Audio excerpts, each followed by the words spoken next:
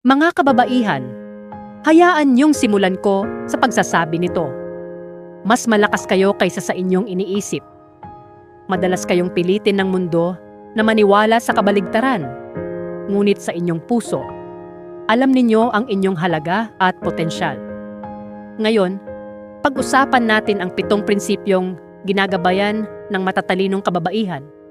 Alamin ang iyong halaga. Hindi mo kailangan ng pagpapatunay ng iba. Ikaw mismo ang nakakaalam. Itakda ang mga hangganan. Matutong humindi ng walang pagsisisi. Pahalagahan ang kapayapaan kaysa sa pagpa-please sa iba. Piliin ang paglago kaysa comfort.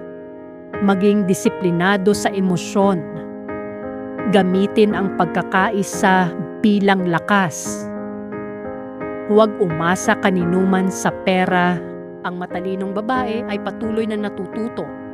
Nagtitiwala sa kanyang intuisyon at hindi takot mabigo. Hindi ito pagiging makasarili. Ito ay pagiging matalino.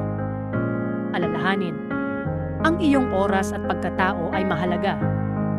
Kapag ginabayan mo ang iyong buhay sa mga prinsipyong ito, walang makapipigil sa iyong tagumpay. Maging matalino, maging malaya, at umasa sa Diyos.